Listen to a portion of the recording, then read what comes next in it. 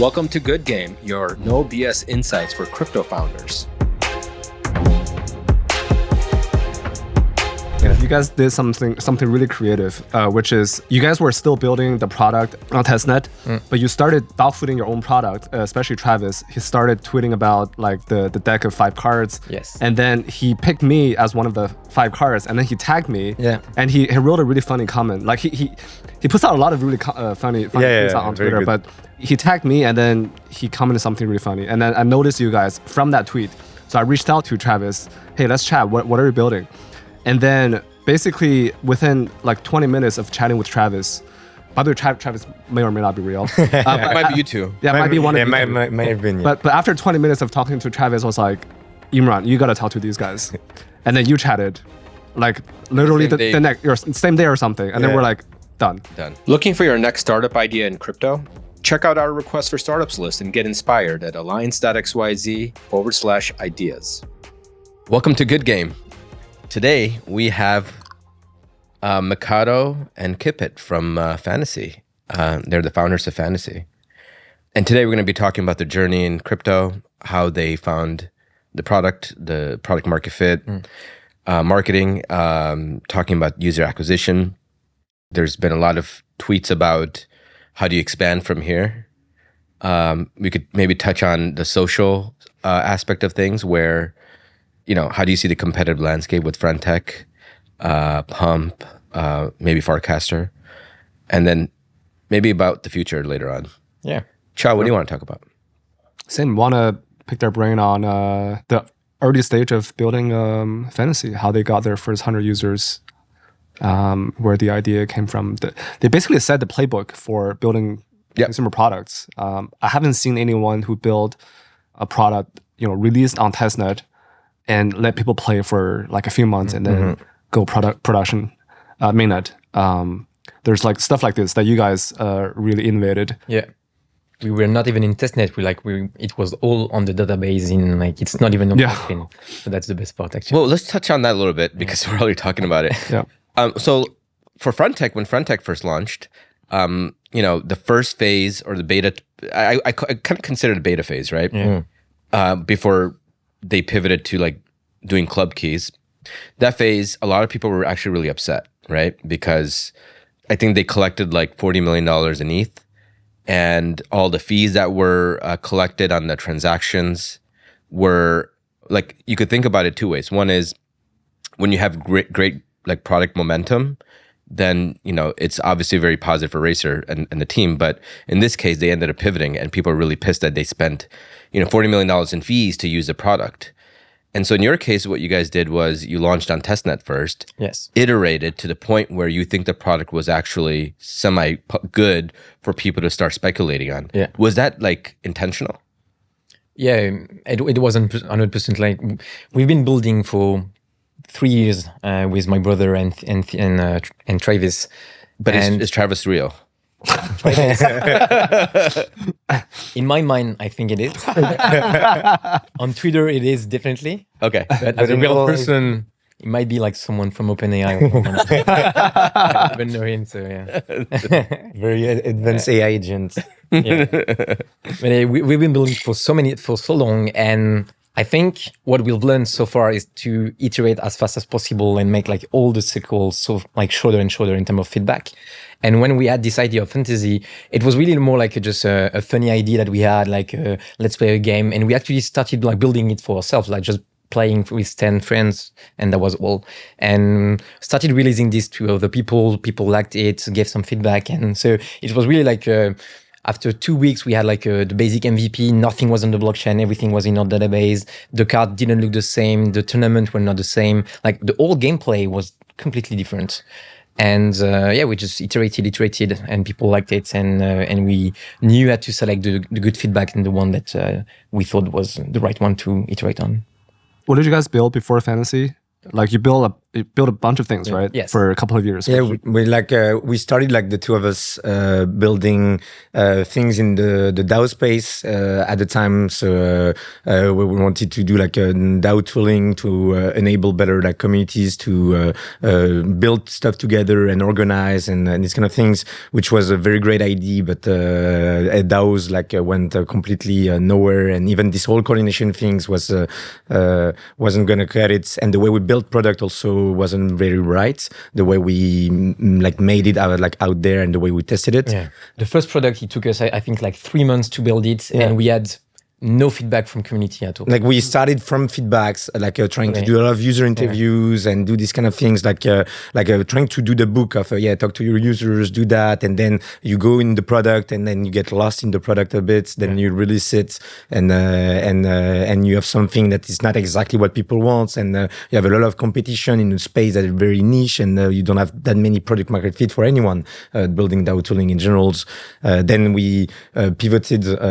We tried some other stuff, like we did a lot of hackathons, a lot of different things, like on the weekend project and things like that. We then started like AAA, which was an NFT lending aggregator.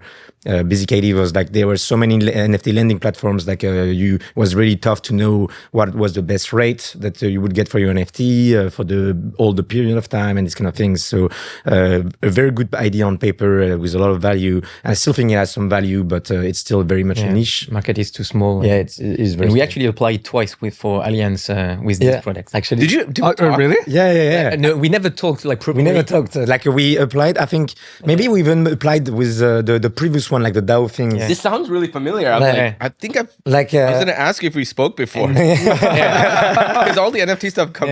no, we haven't actually talked, but I think we applied like Zilly and then Yeah, like the first time was Zilly, so like long time ago, the DAO tooling stuff, and then the second one was for AAA, like a month or two before we ended up the product. So it was straight to the reject pile. We didn't even. I think so like on and it AAA, was on the same court, like Alliance 12, because that was the we funny applied part, like, around November. Oh, so this was last batch. Yeah. So we applied like November, October. Never got. I mean, like we have a time of the project where it was like we at this moment we had like maybe like 100 daily user that was like actively returning. So it was like it was meaningful for some people. We were starting to make a little bit of revenue. It was looking okay, but it wasn't like that crazy. And we applied with those stuff, but not putting too much thought into it. And then we had more of a this down moment for the 2 months or so, a period where we were working a bit less on this, started like jamming around some other stuff. Then Fantasy came up. 2 weeks later, we had the MVP. We were like already quite big on Twitter, like with the growth rate we had. Then you heard about it. You told us on Friday, okay, let's accelerate you in the batch. 2 days later, we're in New York. And I remember it was like 48 hours. Yeah. So I actually want to touch on that because you guys did something really creative, which is you guys were still building the product on DevNet, on testnet, and then but you started dogfooding your own product, especially Travis. He started tweeting about like the deck of 5 cards. Yes. And then he picked me as one of the 5 cards, and then he tagged me. Yeah. And he wrote a really funny comment. Like he puts out a lot of really funny things on Twitter, but he tagged me, and then he commented something really funny. And then I noticed you guys from that tweet. So I reached out to Travis. Hey, let's chat. What are you building? And then like basically within like 20 minutes of chatting with Travis, by the way, Travis may or may not be real. It might be you two. Yeah, it might be one of you. Might have been. Yeah. But after 20 minutes of talking to Travis, I was like, Imran, you gotta talk to these guys. And then you chatted, like literally the next same day or something. And then we're like, done. Yeah, no, that was very fast, but it's great. So your previous product, you built several products before. You made a couple of mistakes. Yeah. One is it took you like 3 months to build a product, Yeah. and another one is you talk to users before you build a product.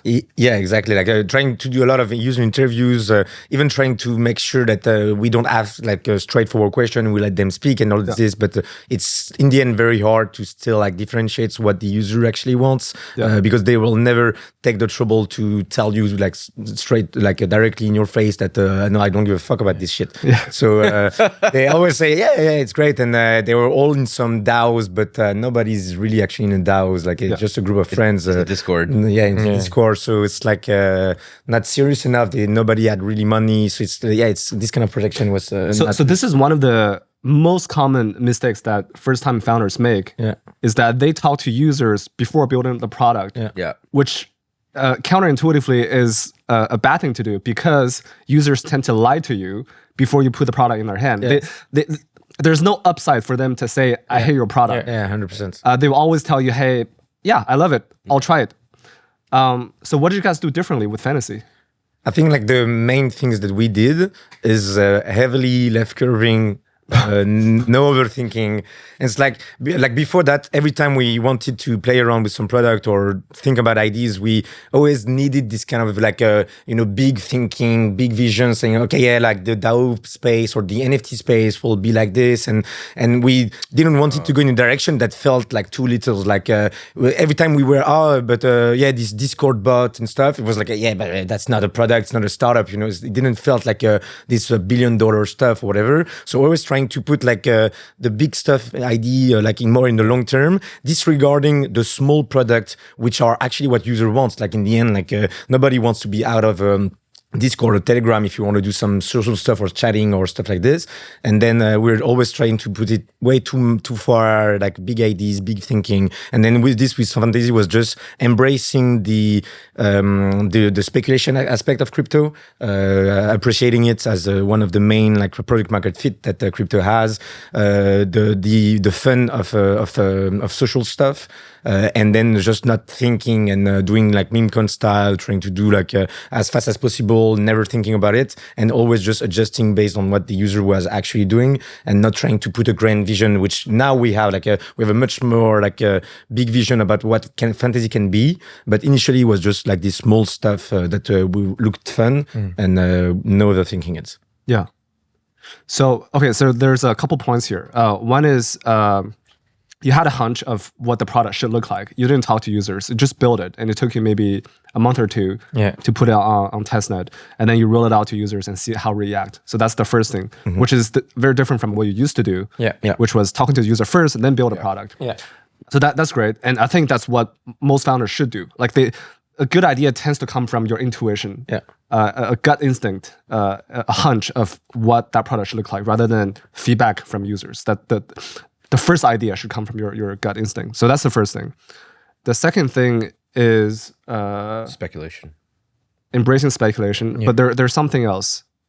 The big idea or the big visions. Aiming too high. Yes, because aiming too high. Or disregarding like smaller stuff, which would have market fit, but which felt like it's not a startup. It's like a kid. Like thinking like a pitch deck. Like you want to build a pitch deck. Exactly. This big vision. So this is actually some TAM. Exactly. So this is something that both founders and VCs tend to do at the earliest stage is founders pitch VCs a huge TAM. Like they will say, this is a $10 billion market and this is why. And then VCs also want to hear like a huge number for the TAM. Otherwise they can't to justify an investment. But in actuality, whenever you come up with a TAM number, like huge TAM number, there's always a ton of assumptions going behind that number. And these assumptions tend to be very incorrect. And so what we like to see is you're actually building something super interesting, however niche it might be. You're building something creative, interesting, or solving a real problem. And that's exactly what Fantasy did in the early days. We didn't know if Fantasy was going to be big. You guys didn't know if Fantasy was going to be big. But now you know, and we think that Fantasy is going to be big now. So it's the point being, when you start building something, don't try to think about the size of the market. The market could be wrong too, right? The market could be wrong. Yeah. And the market could shift and change a lot too. And you're going to change a lot your ID. So and the best product actually creates the market. Yeah, that's for sure. That's true. Like before Pump, no one knew that Pump was going to make like $1 million a day. But no one knew that, Pump created the market. And that's where we are with crypto, right? Crypto is creating net new markets with speculation, as an example. 100%. So I think if I can add, like that's really something that also that we embrace, like embracing speculation. And I think that before we were like, at least for me, talking to me, like I was having like this high moral of no speculation can be bad, and trying to find like something that's and in the end, like just let people do what they want and just listen to what the market wants and just build what people actually want to use, and just don't try to force your vision of high morality on the market, because in the end it won't listen. Well, to you. there's two I think schools of thoughts in crypto. One is decentralization, own your data, non-speculative, like kind of like high moral, etc. Then there's the other, which is like the degenerate, autistic, speculative communities. And it turns out most of the product market fit you could find is on the right. Yeah, 100%. And not saying the left is going to win either. I also think that there is an opportunity for like pure decentralized products to work, but I think that's like a more of a longer time horizon. Yeah, I mean, it's like, I think like we arrived in this space like in 2017 of the bull run of 2017, and at the time, like it felt like most of the people we met in Ethereum conferences and stuff like this were these high moral people, like very into decentralization and things like this. And now it's like the space is maturing, also realizing that decentralization is not always the right answer. And then there is time also to create some actual consumer product where you have to think more as a Web2 startup and consumer stuff, and not trying to impose your moral and your decentralization onto something that could be meaningless. So I feel like where we are right now is a shift in consumer versus infrastructure, because all of the thinking over the past 10 years, let's say, has been primarily around infrastructure. Like you have to have high moral, it has to be purely decentralized, and etc. But now it's all about the consumer. And when you're going towards the consumer, you have to embrace all of it. Like you have to go actually the opposite of what the infrastructure people are thinking about. And also, like when you go to the infrastructure side, it's a bit of an excuse. You can wait because you're not the one building the app. So if people don't manage to create the app that bring all those users, you can say, and like you have so many money that you can stay as long as you want. Like basically, like compared to a consumer app, if fantasy fail like in the next year or so, then we'll have maybe some of the shot to try something else. But it's not just like an infra product where you raise like 40 million and you know that you have like 5 years or so to just build and wait to see if the market is gonna react to you. So also when you build consumer, I think you can't like make an excuse to yourself. You have to build something that people want to use and that have like actually use like product and that can be fun. So I think that's what pushes us to do this. So relatedly, you guys know Donald, the duck, the GGCR. And he tweeted something to the effect of most people now agree that crypto is mostly useless and blah blah blah. And he got that. Oh, that's right. He said that, but then someone else said, which I thought was really interesting, was that. This is the first cycle where people think that crypto is most useless, but this is also the first cycle where crypto is actually useful for something. Oh, I read that. And I thought, yes, fantasy is one of those examples. And there's Friendtech, and there's Farcaster, and there's USDC stablecoin. And even meme coin. Like I think meme coin is the best go-to-market and the best product market fit that crypto has found. Like everyone wants to wait for retail to come. Like NFT in 21 was about like, when retail will come and use the NFT, it's going to be crazy. We're going to do this and that. During the ICO boom in 2017, it was, the smart contract is going to change the world and everything. But now we have the infrastructure, we have the product, and we have like hundreds of million, millions of users that are like actually ready to use it. And so meme coin is just the first crypto native product I think that people are actually using and having fun to do so. Do you think like what do you think shifted about crypto? Was it the launch of Privy and Friendtech that kind of like enabled people to think more about consumer? What kind of like, there has to be some sort of like stepping stone into the space. What was it? I mean, like on the meme coin side, I think people were fed up about the whole infra project to high FTV stuff, like trying to pretend to be like this high intellect stuff, where in the end most of the time was like just some smoke screen and nothing else. And then for consumer part, like the infrastructure actually helped. Like we're maybe shitting too much on infrastructure, but we without Privy, without even like L2s and some good bridges and some good onboarding and some good this kind of stuff, and learning about PWA and these kind of things, like Friendtech wouldn't have been that successful, Fantasy either, and all the consumer projects. And even in terms of fees, like Solana is really, really cheap, and people just want to, if we want to have fun and just do some stuff without thinking too much about how much you're going to earn because it's cost you like $10 to do the transaction, then you need to have low fees, and this is possible with Solana, L2s, and all that kind of stuff. I think scaling is actually the biggest factor. So fantasy wouldn't have been possible last cycle. Yeah, no, There was no L2s, There's no and L2s. Solana Yeah, was not exactly. ready. Yeah. Yeah. And neither would be Friendtech. Friendtech wouldn't have been possible last cycle. Like, to be fair, like last cycle, like Arbitrum was already there. So I think its probably would not have been there. So it would have been like harder to do so. But I feel that Arbitrum, like in terms of fees, like especially with Blast, like Blast still hasn't moved to the new 43, 37 thing that lowers the fee. So we still have like fees that everyone had for the past. Didn't years. Arbitrum go live in 2022? No, I think it was earlier. It was earlier. Like so. I'd say 21. For me, Yeah, it was which- 21. But even if it was 21, like people weren't comfortable enough with Yeah, the new. no, 100%. Now people That's are for sure. comfortable. Yeah, everything was more about DeFi and way less about consumer product. That's I feel like nobody really cared about consumer either. I think people were stuck on the DeFi, NFTs. Nobody really thought outside of the box. yeah. Yeah. And in fact, like every layer 2 that launched, all the founders just focused on creating the same thing over again. DeFi, NFT, DeFi, NFT. Yeah, because, like, the next Aave on another layer. Every time we had like those new primitives, like 2017, it was like some smart contract blockchains, and it was DeFi right after it, and it was NFTs, DAOs. Like every time there's this new primitive that like all the people that really likes to intellectualize and say, okay, it's gonna be like this in the long term. We waste a lot of everybody time. thinks about this, but in the end, it's never about the Oh, it's gonna be like this, like that.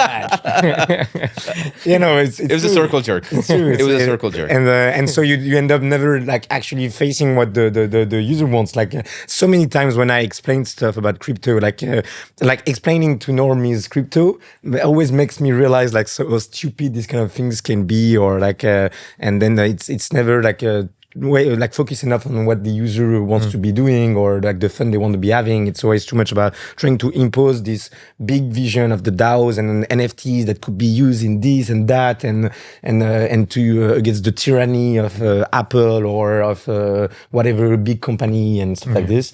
And oftentimes it's not. Yeah, where on the opposite, like when I explain fantasy, explain on top of Instagram, for example, when to normies, they actually understand the whole idea. They still find it to be crazy because they're not used about speculation and other kind of like direct link to artists and fun, basically, but still they understand and they get it. Did you just say fantasy on Instagram?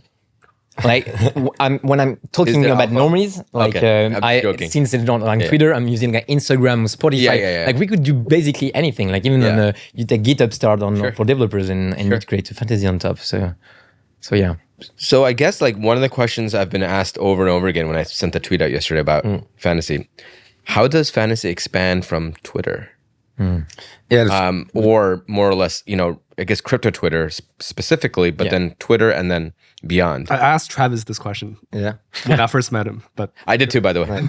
So Like I think so right now, like what people needs to understand, and I think like we're trying to communicate this heavily with the community, is that all of this that we are doing, we were doing this in testnet for 3 months, and now it's still in mainnet, but it's still a test bed into beta. It says beta on it's there. Beta, exactly. Yeah. It's like we're trying to figure out even right now with the real incentive, the real money, like how things can really like work together between the players, the heroes, the whales, the not whales, the big followers, the low followers, like all those people that can have a meaning into fantasy, but trying to figure out exactly what type of tournaments they want to have, the type of rewards, the type of things, where even now we're trying a lot of things and it's really raw and sometimes it doesn't work or it takes time. And we're trying to push heavily on this for the community to understand that we are all trying together to build these models that then can be extended outside of crypto. Because like the crypto people, they are very used to speculation. They're very used to things going wrong or going weirdly, and they don't go too crazy about something like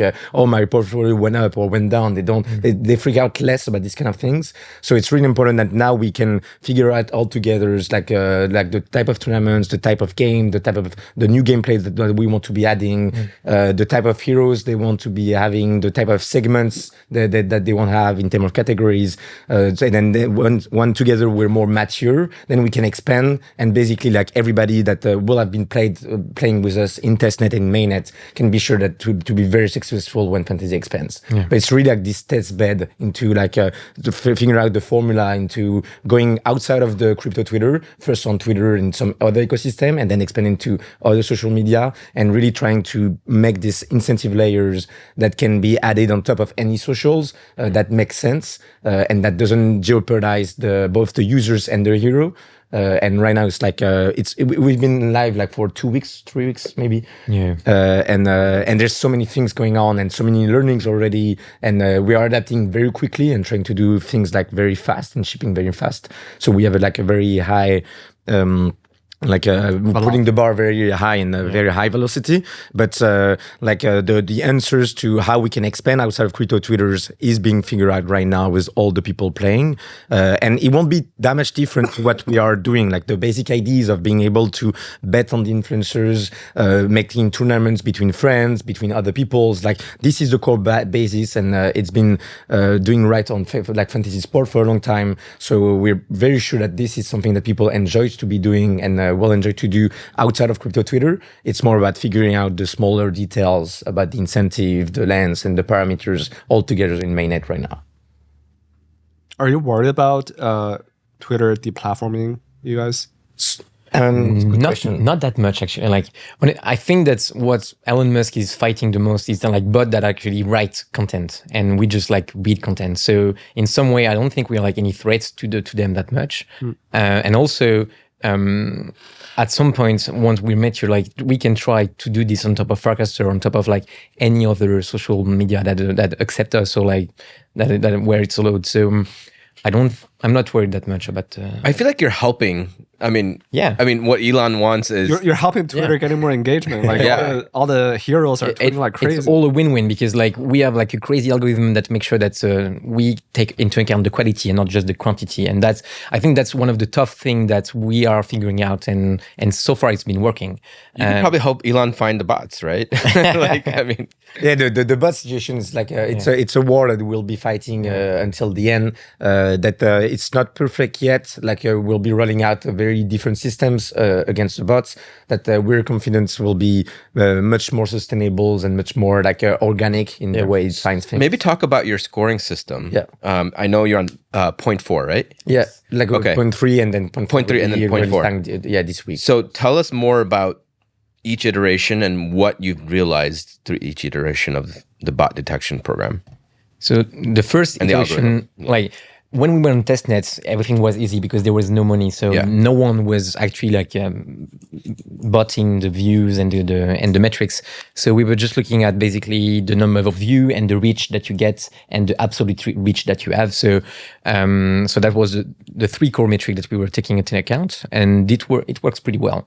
And then when we launched on mainnet, even though we had this great algorithm that was taking out the bots, there was like one thing that we underestimated, that people buying followers to the heroes to make sure that their reach will decrease, and that they will, even though they were making as much view as before, the reach would be decreasing and the score too. So we changed that, and we're not taking into account the follower numbers, and that's the big iteration that we've made to V3, making sure that big following account that have like a dead followers from 2021 would not get punished that much compared to what we had before, and making sure that basically everything is fair. And now we are transitioning to something where it's really taking into account the quality of the interaction and so the replies. Yes, and like anything, like everything, interactions. In some ways, like a quote, a retweet, a reply, like even the quantity of view. Like we know we are able to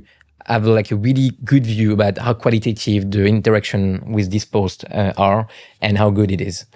And we knew from the start that botting will be an issue. Like since the very beginning, we had been working on some algorithms to like prevent this and we've been working very hard at it. And now like the main things that we want to be doing is like much like a PageRank of Google, where it started like from the backlink, like it started from like the high trusted accounts, and then see like those trusted trusted website would they interact with like the backlink that they have, and then they make this graph of like the trust graph of the web. It's something that we do very similarly. So like in general, like if we look at all the people like you interact with on Twitter, like there is 99% of them won't be bots. Like it's you don't interact with bots in general. So like maybe there will be some automated accounts like from some company reposting some stuff. Sure, maybe, but like the real bots that we could have issues, the one that are scamming, the one that are just like increasing the likes or the views, like you will never interact with those kind of people. So if we retrace the other way around, like from trusted accounts into like those stuff, then we can get like a big amount of data into like the quality of those of those accounts, and then every time we have new accounts, we can then cross check a bit in our database, this kind of thing. So if you end up just buying like 1,000 views, 1,000 like, most of the time it will come from some dead account or some random stuff where like these we can easily detect that it's very low quality, and then so while making a score around these kind of things, trying to ponderate the reach that you have, like the number of views that you make, so the credibility of your accounts and how you interact with it. You're creating like an internal quality of social graphs. Yes. Exactly. Which I don't think a lot of people are working on either. Right? I Right? wouldn't say it. So it's funny you mentioned that PageRank. When I first talked to you guys, Travis, and he presented this idea to me, the idea of fantasy to me, I immediately thought of something that happened in 2018. It was Hive.1. You guys know. Okay, so Hive.1 was a thing from back in the day, like 2018. It actually shut down like... it got shut down recently. Yeah. But it's all the people that you follow and it ranks based on followers. Exactly. Right? So you rank the Twitter, crypto Twitter influencers, and it gives a score to everyone. Yeah. And then the score is based on the quality of other people following that person. So this is essentially PageRank, but for influencer Twitter accounts. Yeah. And this also grouped you in like what camp you're in, right? Ethereum, wasn't that? yes, there was a category for Ethereum, a category for Bitcoin, and then others. But I thought Hive.1 was a very magical, like it was very niche, but it was very magical for me because I saw people that were like crypto influencers that were like obsessed with their own ranking. Like they're like, oh shit, my ranking went down by 2 since yesterday. I want to get back to, I want to go back up in the rank. So when I first talked to Travis, I was immediately thought of that and was like, holy shit, this is essentially Hive.1, but monetized, like tokenized. Yeah, exactly. Truly crypto native. Because I remember talking to the founder of Hive.1 in 2018. He wanted to monetize that product. He brought up a bunch of really crazy ideas. And maybe the fantasy was one of those like crazy ideas, but it could never happen At that time. Because the infrastructure was not ready. Yeah. So crazy, like 5 years. We should talk with the founder actually. You should. We should reach out. That should be 100%. So I guess like, you talked a bit about expanding to different ecosystems. Have you thought about tokens? Like, do these NFTs become tokens or are they always going to stay cards? Or is that something you can't talk about right now? So like we can't disclose everything, but like we see like those cards as a kind of new financial assets that can live on its own. So it's like this financial asset that plays a key role into our game, but that also people can use to create like some external use cases, some external utility around it, from like the fan to the player perspective, or from the hero perspective, or from a pure financial assets. So really trying to push in the direction where these can exist as a kind of meme coin of the influencers without the influencers having the responsibility of creating it and enabling it to be more like heavily traded and more financialized. So it does mean to be able to buy $10 of Ansem, even though right now like the lowest card is maybe like a 1 ETH or something like that. So it's in our plan to be able to make this much more accessible. We can't like talk that much about exactly like how we want to be rolling out these kind of things, but it's really like the core of things that we are trying to do is like making sure that the game is as fun and enjoyable to play in itself, and that people like are interested and want to be betting on like fantasy social, like which is what we're like creating, and then people like pushing people, encouraging people to build experiments around it, enabling like the cards as a kind of distribution mechanisms to get in touch with the players, the fan, the heroes, and then creating a bunch of stuff which in itself like what I would dream is having people holding cards, not actually playing the game, but just holding the cards because they get access to some other stuff that they enjoy or whatever. So we're really trying to push about like this is all working like backwards, because we've seen you and I have chatted, Qiao, about like, you know, holding, you know, creator cards or NFTs, and you get special like super fan access, right?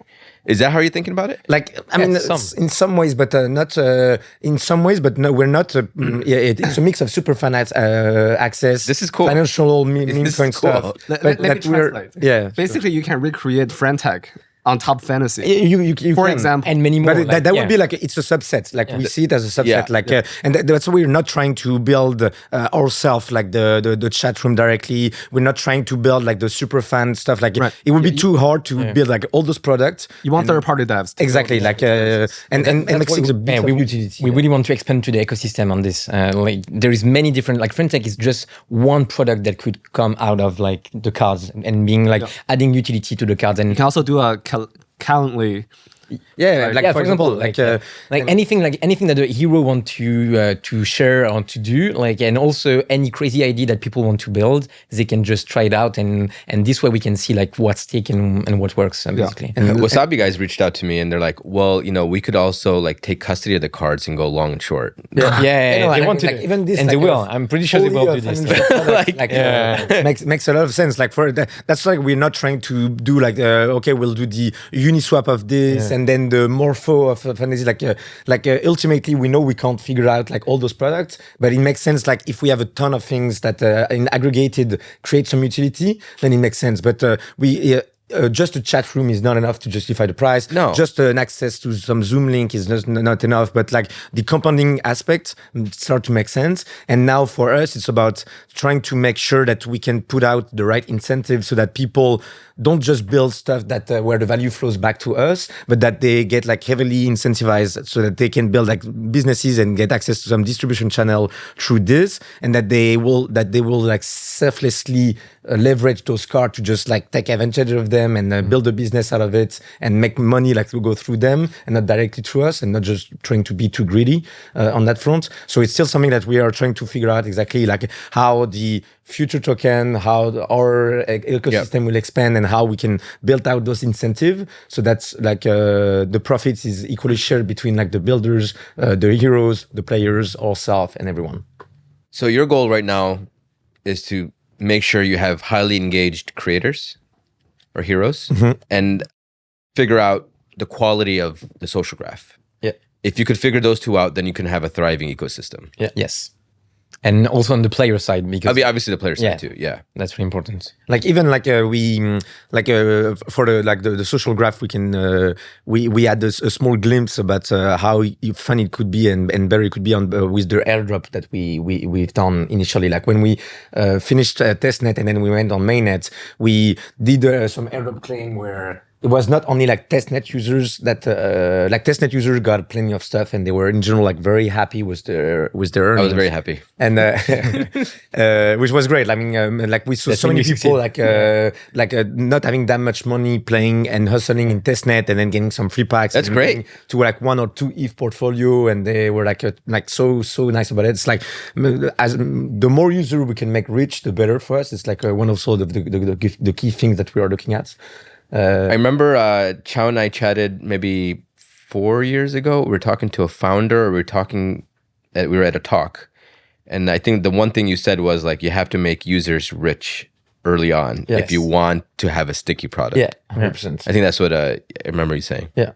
Yeah, and I think that's... How did you come to that conclusion? Is it? I mean, it's obviously from obvious. Personal experience. You got rich off of. It's obvious. Like it's a mix of this and also like looking at Pac-Man. Pac-Man is very. It's a playbook for it's just like so good at like displaying incentive and making sure that people end up doing what you want them to. So how much of Pac-Man influenced you? in this product development? I'd say good bunch. Yeah. Like the referral system is definitely inspired by that. The point system also. So yeah, like we want to take what's like the best from the best. So Okay. I mean, it was also one like half of the reason we went on Blast. Sure, was the incentive, but it was also like trusting Pac-Man and believing that he knows how to drive the incentives and to build stuff. And at the time, like going on Arbitrum or Optimism was not very interesting. Base was an obvious candidate because Coinbase, Friendtech was there, and all the stuff. But it felt like a very good decision from the incentive that we could get from Blast, and then trusting Pac-Man in the process in like building this stuff. And like a lot of our things are like inspired from the way he built Blur and even Blast right now. Like the way like for example like incentivizing that hero shares their rewards with the people is also something like on Blast. Like all the airdrops goes to the dev, but then ultimately the devs needs to distribute it to the. But it's like an indirect social pressure. It is exactly much better. It's like instead of just like saying we'll have a token, but we don't have it. Like all the other layers, like you can name them, all of them. It's like we won't say we have a token, but sure you can farm us, but no, okay now. And then sometimes like you end up like it's the incentive are not really well like aligned, and with these kind of things it aligned them much better. So like we're very inspired by this, and also trying to reproduce these kind of things in fantasy. What do you think of Friendtech? So Racer is pretty obsessed with you guys. Didn't he put out a tweet of the Grim Reaper and it showed fantasy night. The day of the hack of the pumps hack? Yeah, that was showed. Okay, you didn't see that? I haven't seen that. Yeah, it showed like the Reaper that like the Reaper, and there was like Star Arena that was like a copycat of Friendtech. Yeah. That was so funny. I don't know if you see, but he did kill it. I think like a couple. I don't like that. Like I mean, for me, like I enjoy it. Spirit for the. I enjoy it. I mean, it's like most of the stuff is bad ideas that he's doing, but it's a bit very psychotic. Like I played Friendtech. I love Friendtech like since the very beginning, and I was really into it. And it's also part of the inspiration that we took out to build out fantasy. For sure, like I still like admire Racer in some ways, we saw a lot of the issues that Friendtech had and trying not to reproduce it. One of it is trying to be very vocal and open in the way we approach the community and not saying go fuck yourself to everyone and just staying in your side. But it's funny the way it interacts. I don't know if you've seen our replies about the. Oh, I've seen it all. Like we created like the card like super mid. I think it was funny like the Friendtech card, right? A lot of people like it about this one. But what I like is that he seems obsessed about Fantasy Top, but we're not that much focused by him that much. So rent free. So you're living in his mind rent free. Yeah, rent free. Like the two Alliance 12 companies, Pump and Fantasy, living in a Racer head, and us not giving that much. You have no idea. Racer inspires so many ideas for me and Imran. Like. We use. I loved Friend. I mean, like, look, I'm a huge Friendtech fan. I mean, I've used it. I think it really kickstarted like the whole social fine narrative. Like, it's definitely thanks to Friendtech and him. So we have to give credit for. Someone said on Twitter that fantasy is what Friendtech could have been and should have been. Someone said that. Yeah, and. I saw that smile. It's so different. It's so different, but and it's also very ironic that we end up with the same like FT, in FT, like the two letters like was never green and blue. Like it was never something like we actually thought that was looking like the same. And then it's like when people starting like saying FT, it was like are they talking about Friendtech? I was like, no, they're talking about Fantasy Top. It's like so it's a bit ironic that we end up with like it's the FT of Blast and FT of. Also, I don't know about you, but the Friendtech bonding curve for me was the inspiration for the design for Pump. Yeah. So the bonding curve is what kind of inspired the whole. I think the bonding curve as a use case. Yeah, 100%. Yeah. No, I mean, like he was like a pioneer, innovated like a shit ton. And like I really enjoyed Friendtech and. I really appreciate like the whole product and the whole team and bonding curve again. Bonding curve is a 2017 thing. Oh yeah, and TCRs, remember that? TCR, bonding curve, all that stuff was from back in the day. but they never got I like think they will over time. yeah. We just need to have an aha, like lightning in the bottle moment, and then there's gonna be a bunch of use cases that comes out. Yeah. Yeah, I think Pump.com is really like some aha moment where you see it, like it makes everything so much easier and direct, like having this on top. So maybe let's talk about a little bit about Friendtech, the app it's today in its current form, and what your thoughts are. So V1 was primarily about creators, with the chats. V2 is primarily about group chats and their club keys, and anyone can create a club key for anything. So you could think of this as almost analogous to anyone being able to create a pump market, right? But in this case, you have keys that represent the group chat, and there's a couple roles within the group chat. One is the moderator and then the president, right? They get some fees for managing a group chat, and then the rest of those fees get split into the entire group. Then there's the bunny swap DEX, right? And the token is non-transferable. So I tweeted about this a while ago, but it's like a closed loop token model where the token never leaves the app. Everything that gets monetized within the app. So you could say that it's contrarian to what people are doing today, where everyone launches their own layer 2. All the DeFi stuff is commoditized. All the shit is commoditized. Everyone just tries to run for the next app. Racer's like, I'm just going to build everything in-house, and I'm going to just take value from the ground up. And the second thing he did was he dropped the entire 100% of the Friendtech token, which is sitting at roughly $2. And I think today I was looking at Hog, which is the number one club. It's sitting at about $6 million in total market cap. And it's the second or third largest Friendtech friend token holdings at this point. That's the largest sink, third largest sink. What do you think about this model? Closed loop token model, its own DEX, value extraction across the board, syncs with the club keys. Where do you see this going? Where, in your mind, being in the SocialFi space, where do you think this goes? Have you entered a room, like, by the way? No, not that much. Actually, I've seen it, but we're so focused about fantasy that I haven't played the Friendtech V2. It has like really good advantages, like being closed, completely closed. I think it's a great advantage because like all the fees and everything is in closed loop, so you don't have anyone eating your lunch, basically. I do question about like the scale effect, and like that means that if you want to onboard new users, you need them to download the app and do like everything on the app. So it's like quite a lot of burden if compared to what Memecoin are now. Like Memecoin, like when we onboard like our friend and Normies to Memecoin, it's just like download Phantom and just bam, you've got some stuff. So here, like with Friendtech, it will be much harder to understand and explain everything. So I think we need to see in a couple of weeks how this goes. And cool. I think it's like the idea is very I still like the idea, and even though like I felt hard like I already have like the keys of some influencers, but then they create a group and I have to buy this new key. It's like the only thing I would say I'm maybe a bit bearish is just like the chat room is not enough to sustain value and to attract people. Like it's really great to create FOMO of saying, oh, okay, I go there, like there's these people, and that's what like got me in and hooked with Friendtech. Like I bought some keys of some different people that I respected a lot, and got to chat with them. It's like so nice. Like otherwise they would have never answered me on Twitter or whatever. So like this kind of interaction made like a lot of sense, and everybody like felt like the ha was about this. But then ultimately, like you can't stay on the chat room the whole time. It's not it's not the part-time job that you're having. It's like so like sustaining the value is really tough, and that's the only thing I'm bearish, and that's why like Fantasy was built to be like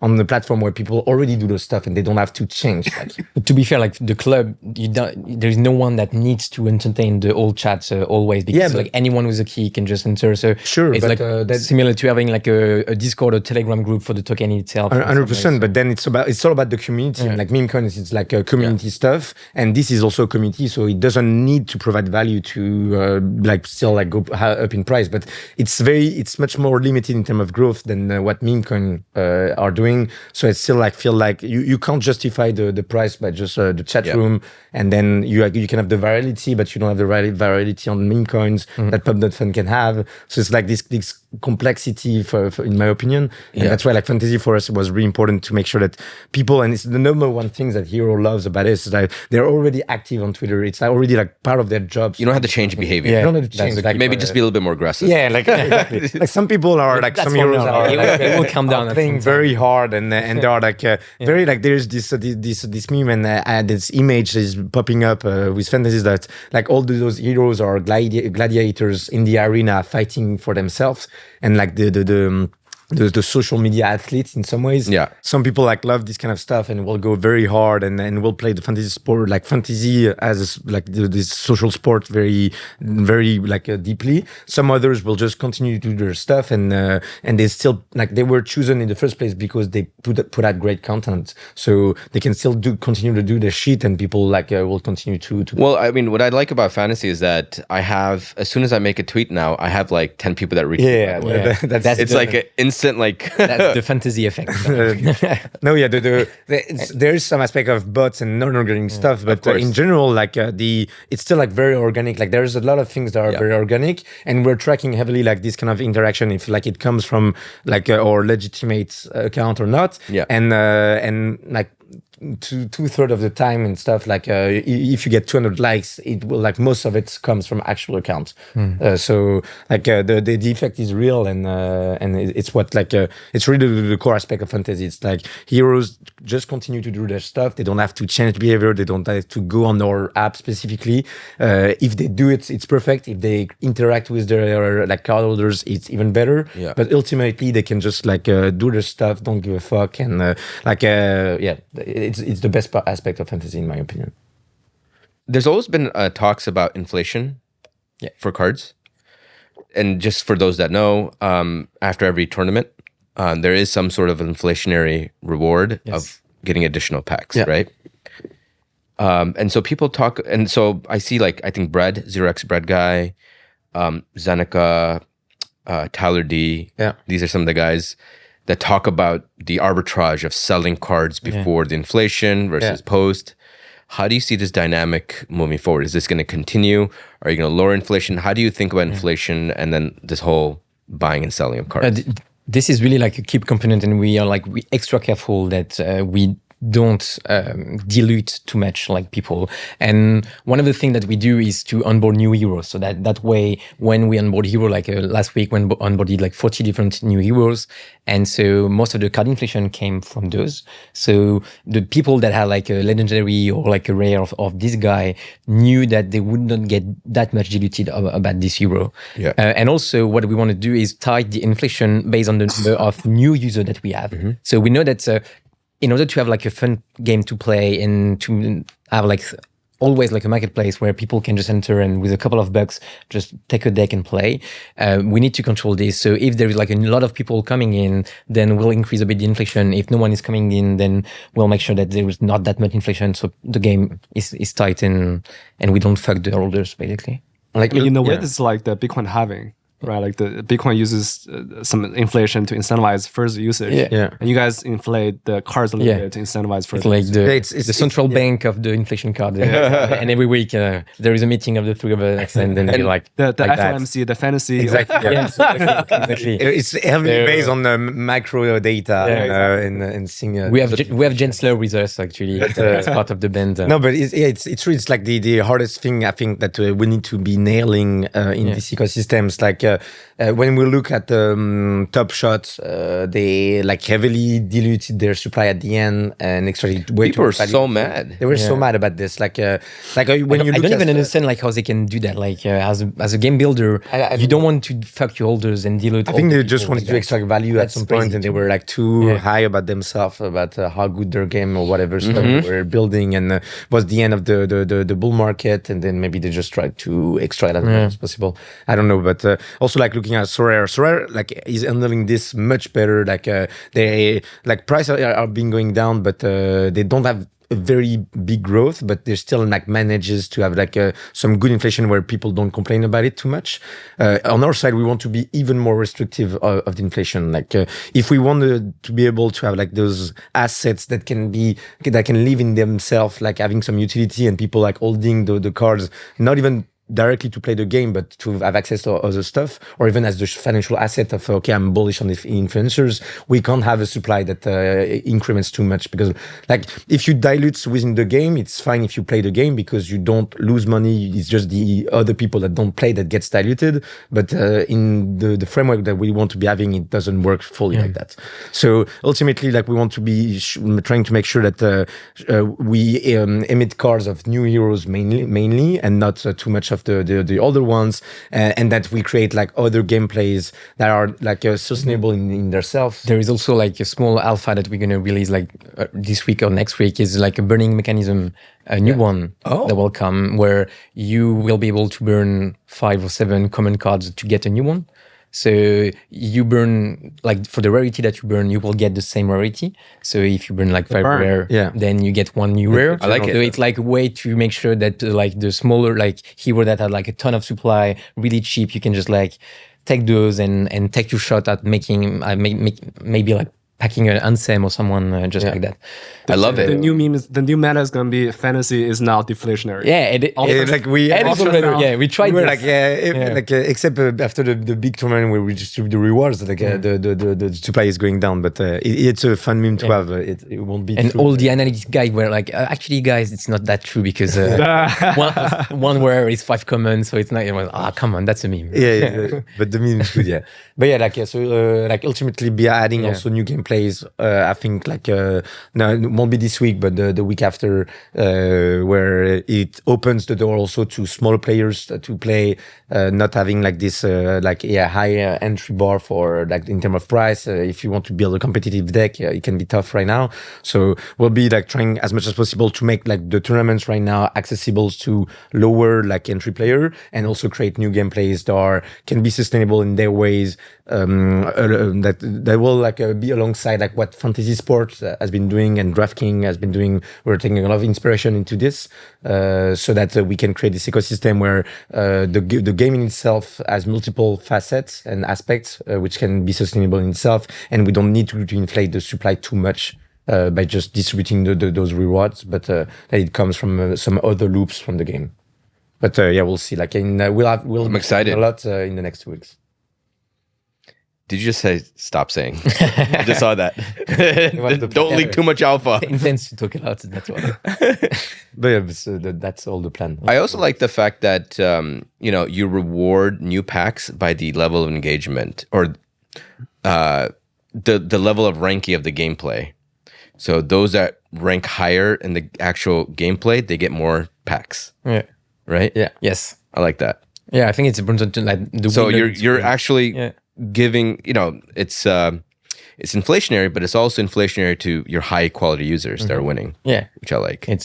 We took the rewards like like last reward we like people were not they were not happy about it that much, like not enough. It was not good enough for whales and not good enough for like lower tier players. So and then some community people like members spent some time on the spreadsheet and said, okay, for this time you need to do it like this, and it was very much looking to what we had in mind. So we just took the spreadsheet, we tweaked a bit, and then we released it like this, and people like enjoyed like they were like quite happy this time about the rewards and the fact that we listen to the feedback, and that's something that we want to be trying to continue heavily.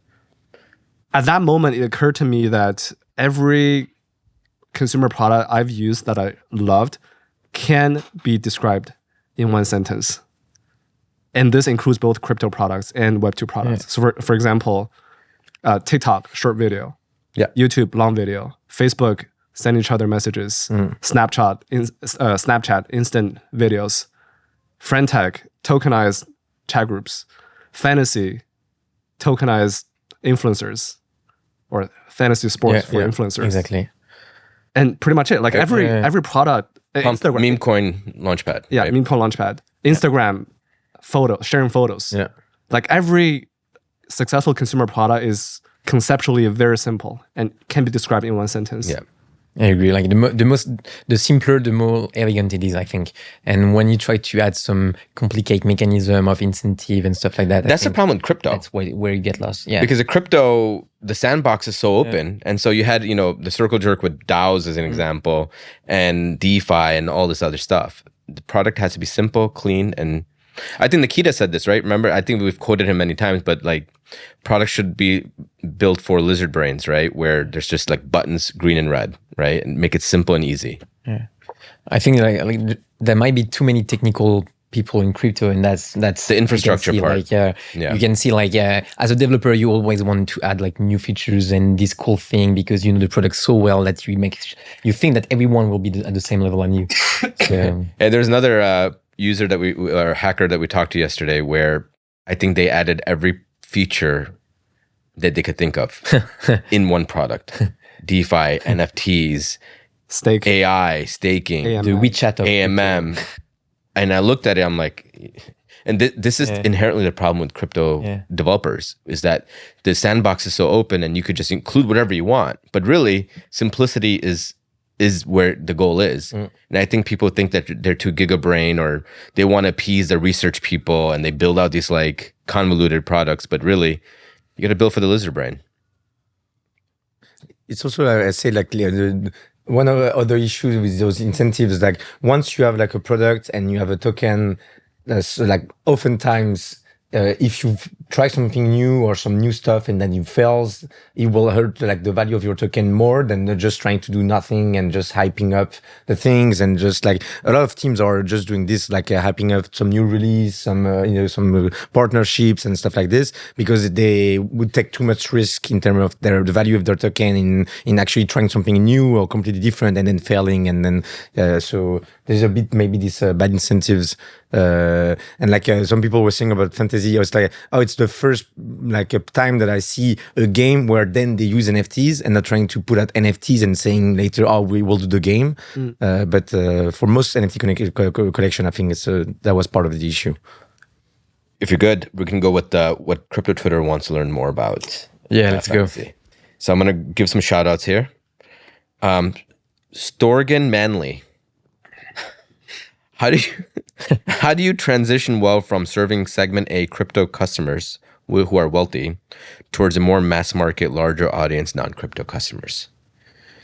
So the first thing I think is that I make sure that the game is just fun to play. And if people have fun playing, and I believe that's what they have, like that's one of the things that I'm most proud of, is that I have a lot of people telling me that they did not have that much fun since 2021 or like even ever in crypto. And I think that's the key important thing.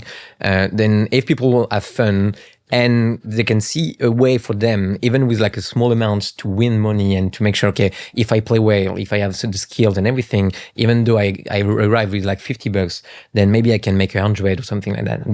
That's why the narrative that we want to maintain, and like this meme coin thing about arriving with nothing and going back with everything at the end. So that's the biggest one. And I think, the question was maybe like, how you transition right to a new sector of Twitter users? Yes. And so if we have those two parts, then we can, like, crypto people, even though they're like more degen and more like gamblers, like they're human in the end. So I'm pretty sure that if we nail a narrative that is like sustainable and fun to play and people can see themselves winning, then we can just open a new Twitter circle that is not crypto related and people will still enjoying playing. Just a side question. Would you ever do your own Rollup? Like, right now, it doesn't make sense at all. Like being the flagship app of Blast, I think it's something that's really bring us a lot of value, in even for Blast. Like it's something that's both of us will win a lot to have. But it's not impossible to think about that. Like at some point, if we want to scale to YouTube, to new stuff, it might make sense to have like our own chain. But I think thinking about this while you don't have like the good product market fit, a good product, Agreed. and everything that is not like everything that is set is just a waste of time. I like how you just think about product market fit. Everyone thinks about the other, which is get the roll up, get the higher FTV. Yeah. It's good for the token. Not gonna lie. Perverse incentives in crypto, which is the other thing that's that's holding founders down. Next comment is from Jamin Bridging. What does Fantasy Tap look like post points airdrop? How do you look at optimizing retention and engaging the current audience you've built? Looking at Friendtech, their DAOs went down a lot. That's a good question. I've been thinking about DAO, that. Yeah. daily active users, is what I meant. Like now, it's true that it's very helpful for us to have the gold that will continue and to be very tight with Blast and Pac-Man, and then ultimately, like post of the gold, we're confident that we can be having this game that, as Kipit said, is fun in itself to play, sustainable in the way the incentive are distributed, that we don't just rely on the inflation of cards, but that we rely on people like betting internally also in how they're seeing the stuff and having like winners and losers in a more zero-sum game environment, and also then thinking out about how we're going to use the fantasy token also to incentivize the way people can build things and utility around the cardholders, and mapping out this ecosystem of incentive between the external builders that can use the fantasy card as a way of distributions, but also then like aligning those incentive well between like all those players. So we're heavily thinking about this, and then we'll see. But for now, we're very glad to be so tight with Blast and Pac-Man in general. Yeah. Last question, and you don't have to answer this if you don't want to. Sure. TSB3N, when fan token? ?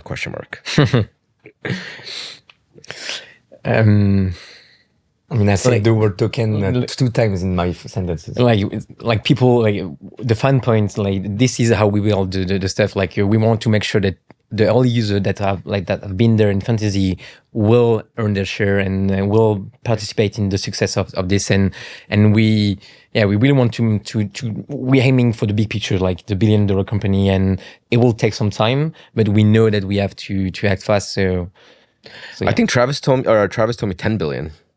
Like, of course, like 10 million. But 1 billion, like, let's go step by step. Like, He goes, we're going to be $10 billion company. I'm like, all right. was he talking FDV or low float or like? I don't know. He just said $10 billion company. 10 billion float. 10 million floats.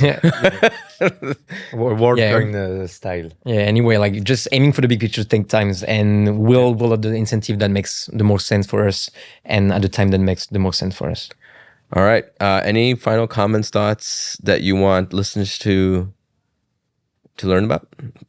Nope. Keep playing fantasy and tell us like everything that you like and dislike, and we'll keep listening.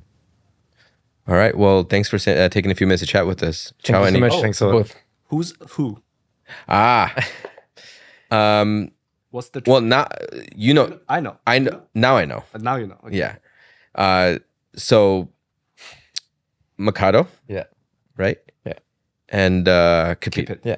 Yeah.